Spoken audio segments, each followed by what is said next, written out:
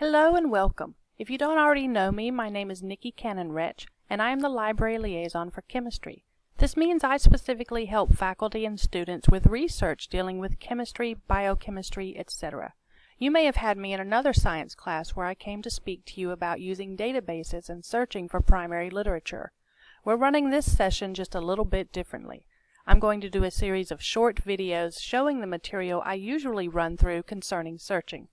Before I actually do the live session with your class, I want you to watch these videos, and they are short, I promise, and read through the library guide provided for your course. Also, before we meet, I want you to complete the worksheet, Keywords from a Research Question. It's also on the guide, and I want you to perform a couple of searches from the search queries you develop using this worksheet. Once you complete these two things, please go to the tab labeled Awesome Work and complete the form. This form is due Sunday, August 23rd, before our class. Thank you, and I look forward to seeing all of you on the 25th.